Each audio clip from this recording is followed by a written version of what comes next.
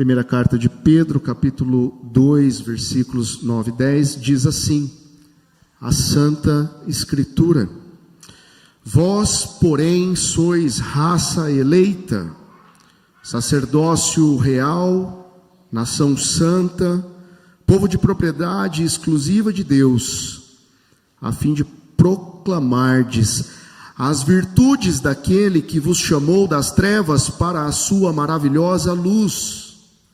Vós, sim, que antes não erais povo, mas agora sois povo de Deus, que não tinhais alcançado misericórdia, mas agora alcançastes misericórdia. Até aqui a leitura da palavra. Oremos uma vez mais. Poderoso Senhor, a tua inerrante, bendita palavra foi lida nesta hora.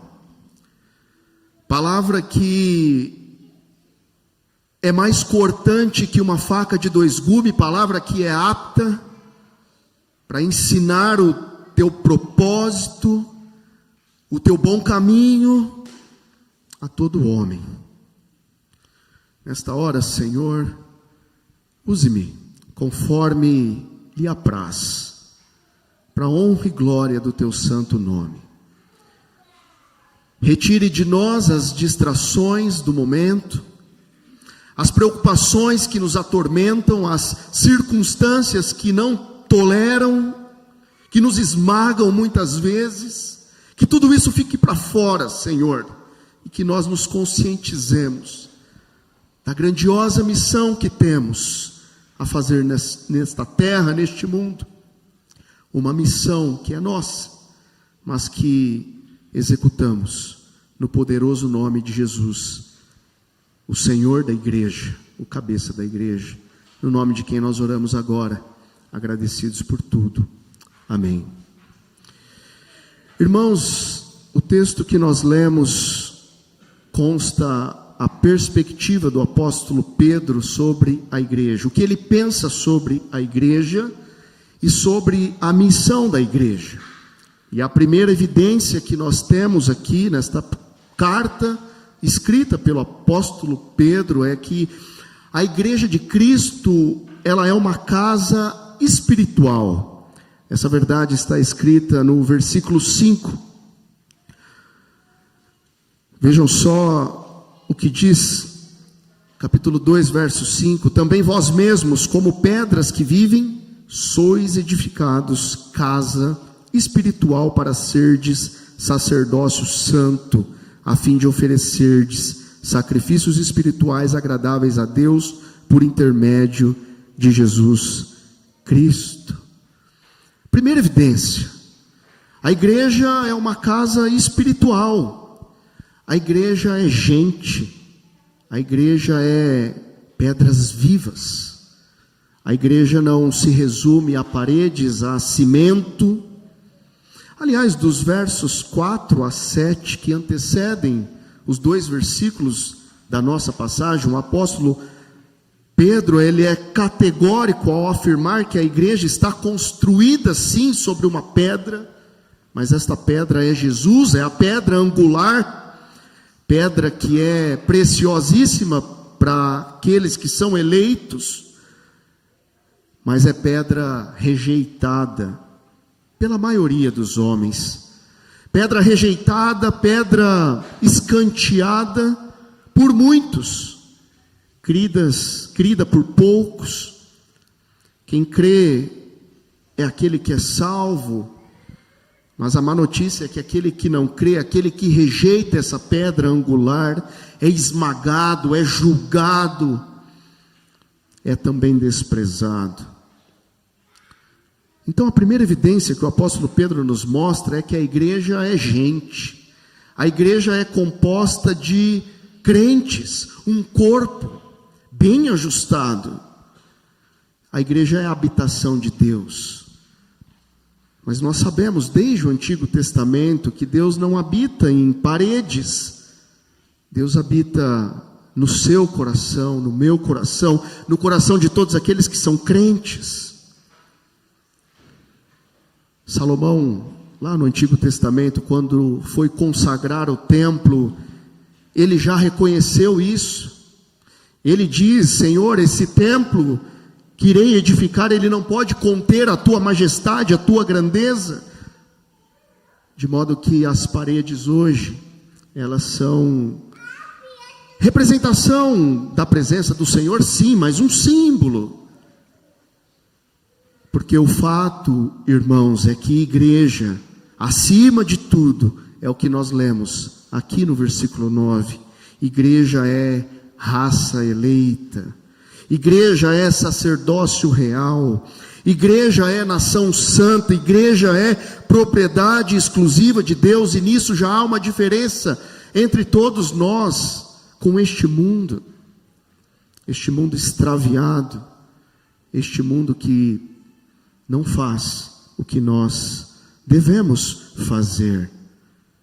E nesse sentido, de sermos raça eleita, sacerdócio real, nação santa, povo de propriedade exclusiva de Deus, nesse sentido, cada um de nós, desde o bebê de mais pequena idade, até o mais ancião da igreja, tem um dever, uma missão a fazer.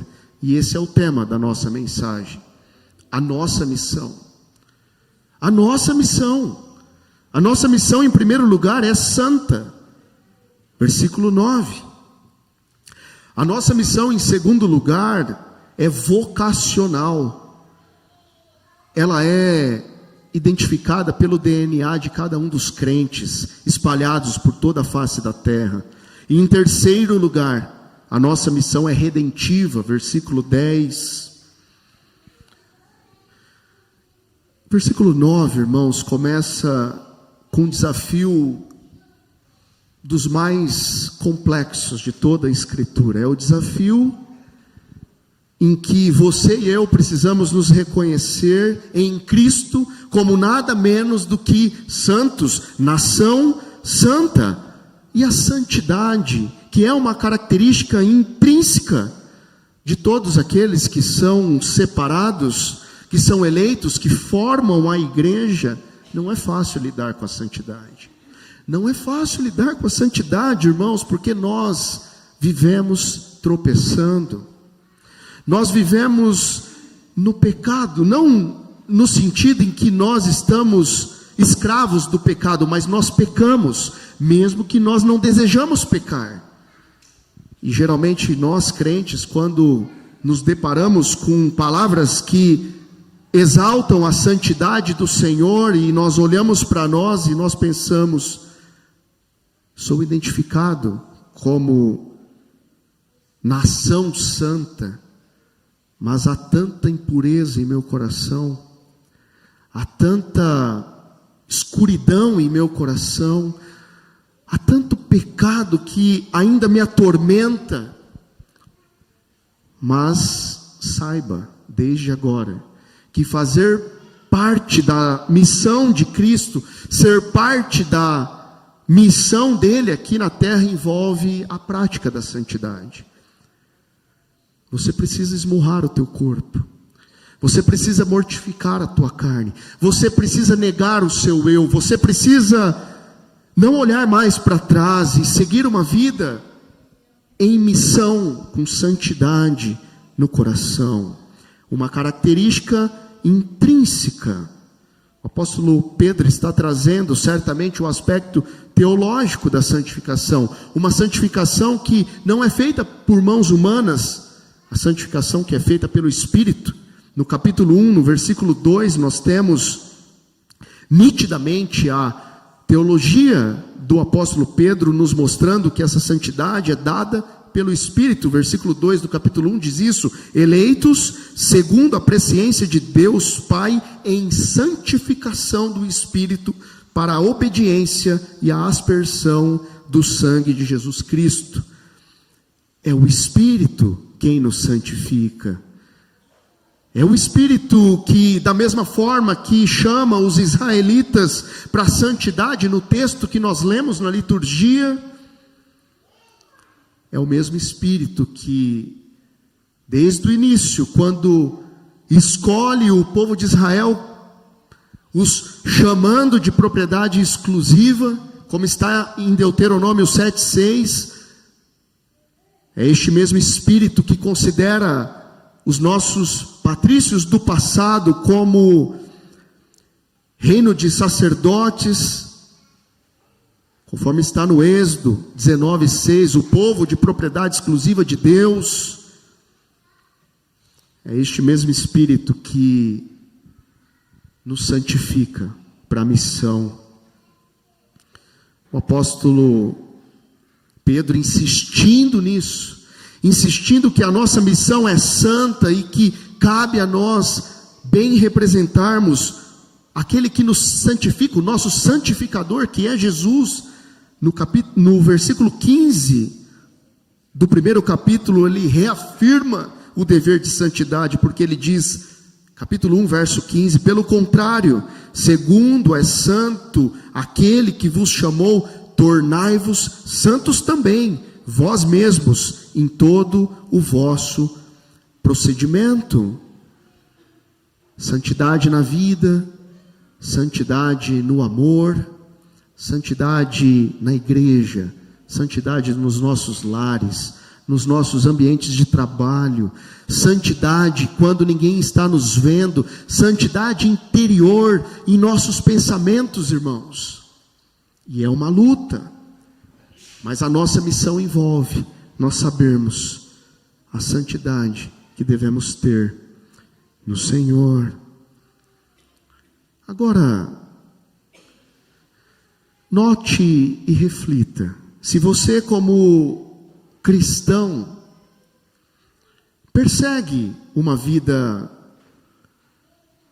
coletiva de santidade no Senhor, uma vida em que nutre a bênção de se ajuntar para fazer missão, porque quando a igreja se junta, quando nós estamos unidos, irmãos, nós estamos também fazendo a missão. Hoje mais cedo, o pastor Samuel mandou no grupo do conselho: o que está acontecendo na Rebouças? É um comboio de ciclistas, fechando as avenidas. Nada contra o ciclismo, nada contra quem gosta e tem paixão por bicicletas, mas eles estão em outra. Nós não, nós estamos aqui, atendendo a santa convocação do Senhor, fazendo a missão, mas ela não se restringe aqui.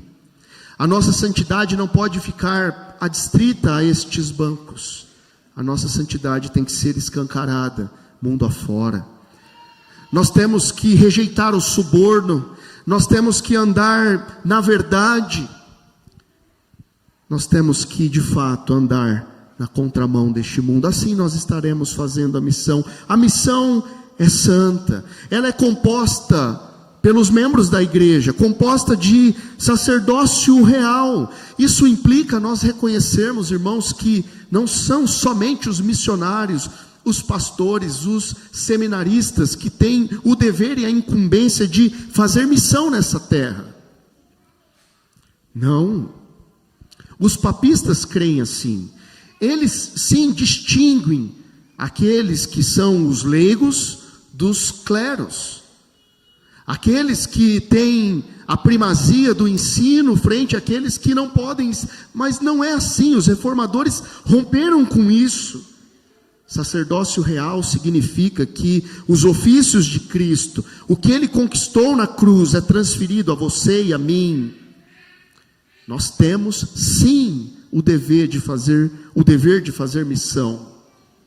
O dever de não só apoiar, sustentar financeiramente, mas o dever de falar a respeito das virtudes daquele que nos chamou das trevas para a sua maravilhosa luz. É o final aqui do versículo 9, isso nos encaminha para a segunda verdade do texto. A nossa missão, ela não só é santa e exige de nós santidade, mas é uma missão que se resume em ser vocacional. É o final aqui, o propósito da santidade.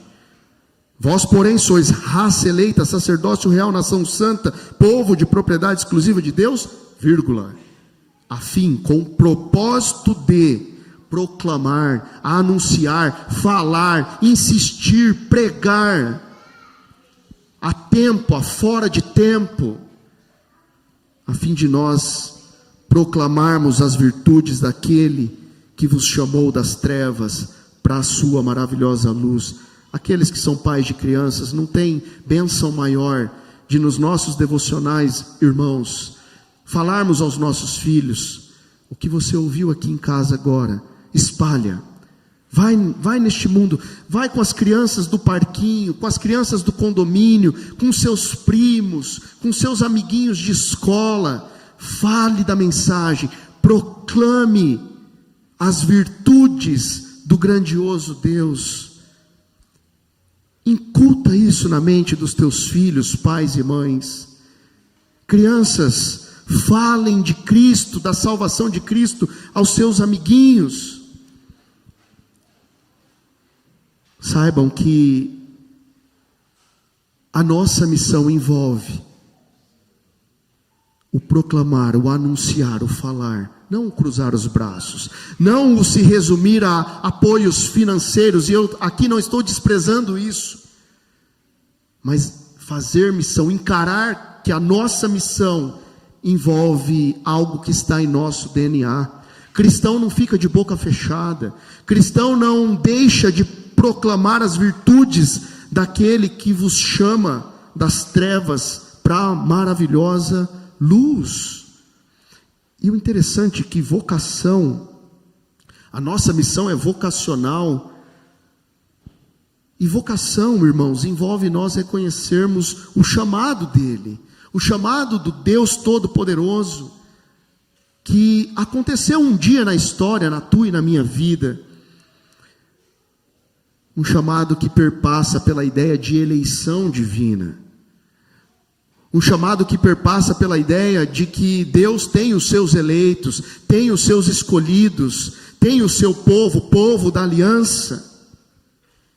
O livro de Deuteronômio apresenta Israel como sendo esse povo eleito. O povo considerado escolhido, predestinado por Yahvé. Povo que foi vocacionado e eleito para quê? Para obedecer com zelo. Para passar com zelo o conteúdo desta palavra, a fé. Isso também é missão.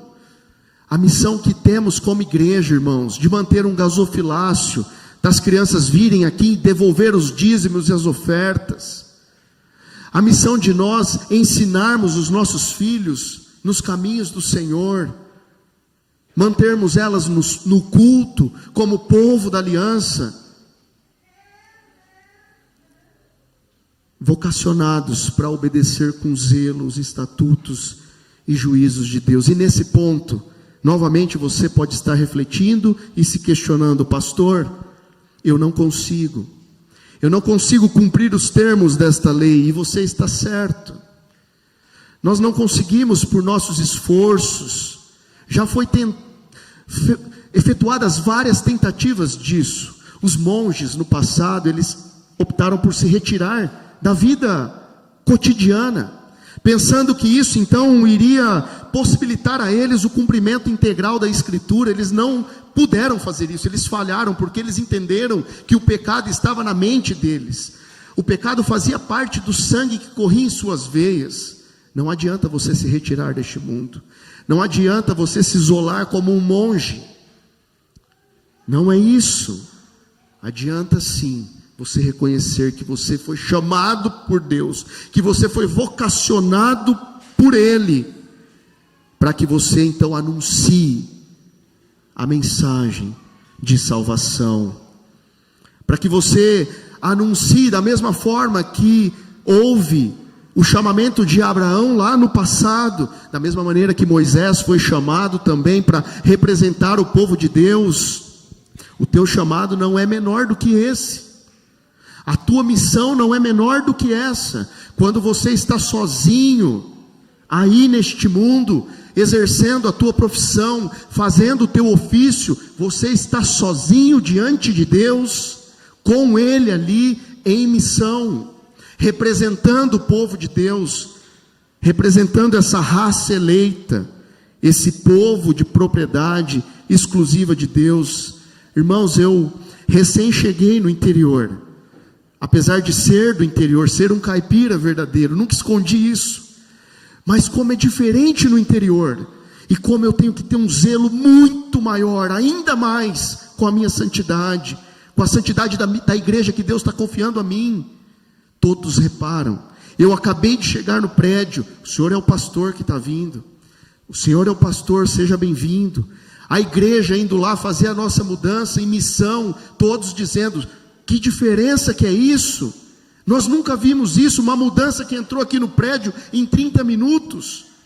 Irmãos, a igreja reunida, fazendo a diferença. Agora imaginem, irmãos, se nós sairmos aí neste mundo, dando um mau testemunho, um mau exemplo do significado de um povo que é exclusivo, de propriedade exclusiva do Senhor. E você novamente deve estar se questionando, que responsabilidade eu tenho, pastor? Como é que eu faço isso? E a resposta é o que Cristo já fez. A resposta é que o nosso Redentor já fez toda a obra de redenção. A resposta é que o nosso Senhor, aquele que é o nosso santificador, é Ele quem nos garante, quem firma os nossos passos e quem nos mantém em missão, sabendo que é a nossa vocação. O verbo empregado aqui, daquele que vos chamou das trevas para a maravilhosa luz, não envolve também então somente um chamado para a obediência. Envolve algo que é muito além da conversão de vida. É uma construção que nos mostra que o chamado envolveu o apagar dos nossos pecados e o lançamento de uma nova missão, de uma nova vida para todos aqueles que estão em Cristo. E por isso nós podemos missionar, fazer missão.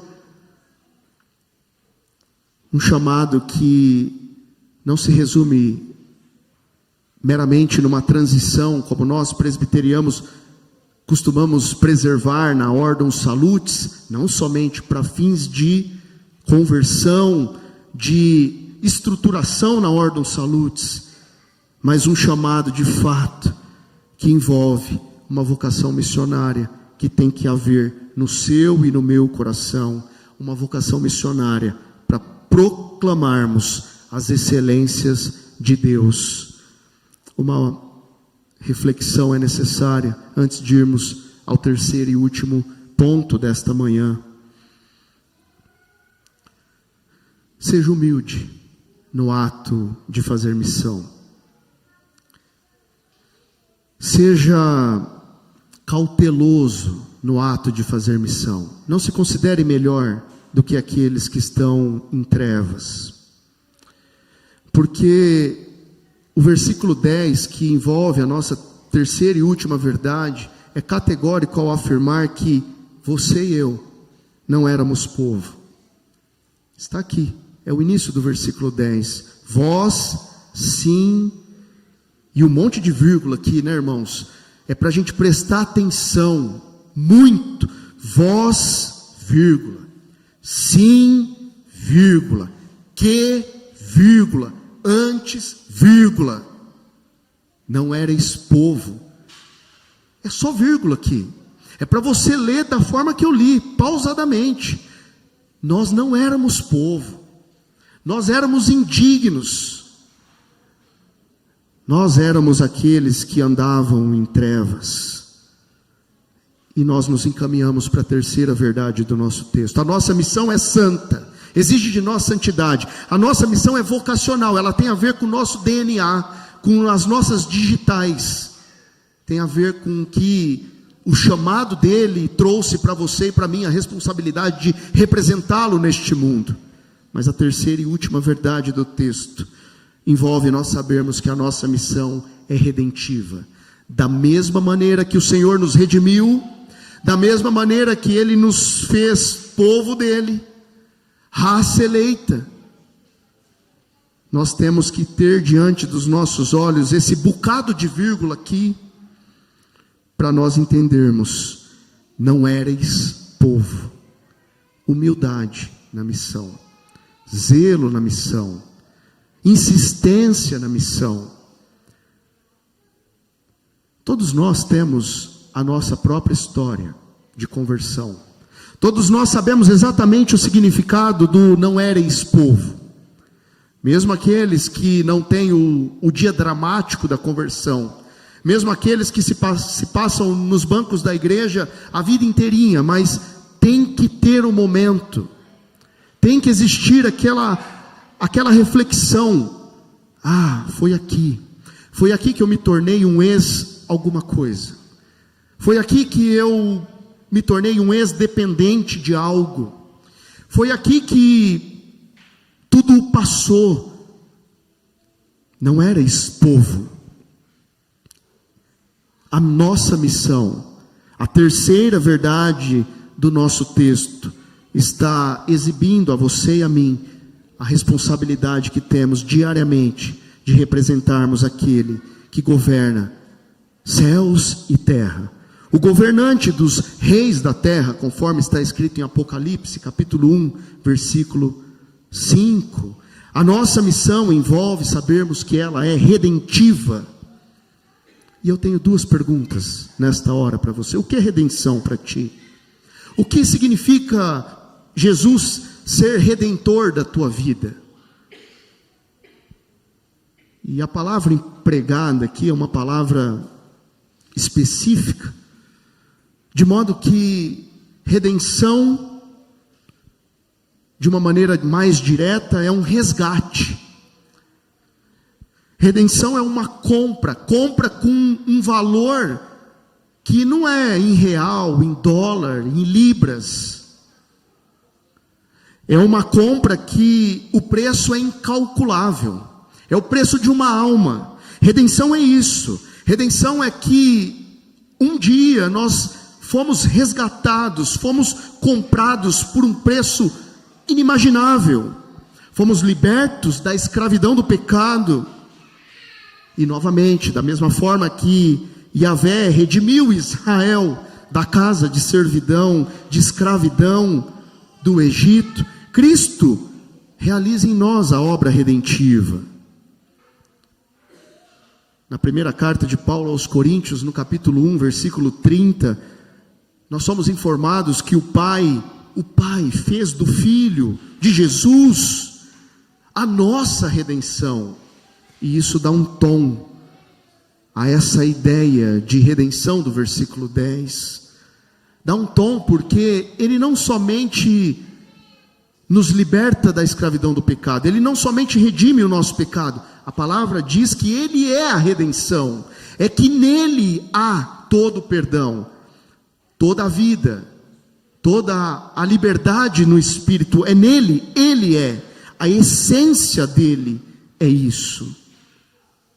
Redenção, em primeiro lugar, então, não deve ser encarado por você e por mim como um mero conceito teológico que nós aprendemos na sala de novos membros. Redenção não é uma ideia abstrata, irmãos. Redenção é o coração de Cristo, é o âmago de Cristo. Ele é a nossa redenção. Ele é a nossa redenção. Ele é a fonte de misericórdia. Ele é a fonte do perdão e da graça. Ele é, de fato, o nosso remidor. Redenção, então, não é meramente palavras que estão escritas em livros. Em segundo lugar, redenção não é também somente o ato dele carregar um a um dos nossos pecados em seu corpo lá na cruz. Redenção não é simplesmente misericórdia sem fim. Redenção significa que a missão precisa de um redentor. Significa que a igreja mais avantajada em recursos, a igreja que é a maior em número, uma igreja lá na Coreia, gigante, sem Cristo, sem o Redentor verdadeiro, ela não pode fazer missão, ela não pode ser missionária. E nós somos assim. Sem o nosso Redentor, nós não podemos ser povo redimido, povo de propriedade exclusiva do Senhor, povo separado dele. Nós não podemos proclamar as virtudes dele. Redenção, então, é algo grandioso, porque redenção nessa perspectiva é o próprio Cristo. Por isso nós temos que levá-lo em nosso coração, constantemente, diariamente, e ter isso como responsabilidade. Volto a insistir, não só do pastor, não só da APMT, dos missionários, não só de Simon quando veio para cá, mas a nossa missão envolve o nosso compromisso, o teu e o meu compromisso, de levarmos o nosso Redentor a este mundo. Eu quero concluir esta mensagem reafirmando, irmãos, que a missão é sua e é minha. É nossa a missão, mas não no sentido que nós fazemos ela com as nossas próprias forças, não no sentido que os nossos braços, as nossas potencialidades vão dar o tom da conversa. Não é isso. É o Redentor, Cristo, nosso Redentor. É Ele, dono da missão, que faz termos e adotarmos a consciência, a responsabilidade que a missão é nossa. Sabe por que muitos falham na missão? Porque eles se esquecem que antes de qualquer atitude com missão, nós precisamos admitir a dependência dele, a misericórdia que flui dele. E aqui faz parte ainda do versículo 10. O apóstolo Pedro usa a palavra misericórdia por 2 vezes, se vocês notarem. Vós sim que antes não erais povo, mas agora sois povo de Deus, que não tinhais alcançado misericórdia uma vez, mas agora alcançaste misericórdia 2 vezes. É porque misericórdia é devida a você e a mim. Sabe por quê? Porque a cara do pastor, a cara do missionário, a cara de uma igreja, não é a cara de uma perfeição. Não é uma cara de infalibilidade. Nós precisamos de misericórdia, de misericórdia, de misericórdia, sem fim. Se você olhar a vida dos missionários, das igrejas que estão em missão, você não vai encontrar beleza, você não vai encontrar perfeição. E no versículo 10, o que o apóstolo Pedro está fazendo é retratar uma história feia. A história de Oséias, do Antigo Testamento, é o que está retratado aqui no versículo 10. A história em que, vocês sabem, o profeta busca uma mulher indigna, para torná-la digna, para torná-la uma mulher pura. E isso que o versículo 10 quer transmitir a você e a mim, a impureza que há na igreja, nos missionários, em você e em mim. Por isso, misericórdia, misericórdia. A nossa missão envolve nós sabermos que é Ele, o nosso Redentor, quem purifica tanto a igreja quanto os missionários. E a humildade é devida, porque essa misericórdia purifica aqueles que vão ouvir as palavras dos nossos lábios, em missão, para trazê-los das trevas e encaminhá-los para a maravilhosa luz. Nós já fomos aqueles que foram alvo da missão. Os que estão perdidos estão sendo alvo da missão. Não seja indigno, não seja rude, não seja destemperante com aqueles que ainda, infelizmente, vivem nas trevas. Lembre-se, um dia, não muito distante, era você, era eu, que andávamos em trevas. Ex-miseráveis nós somos, para a glória do nosso Senhor. E nós estamos em missão que visa alcançar os miseráveis que nos cercam.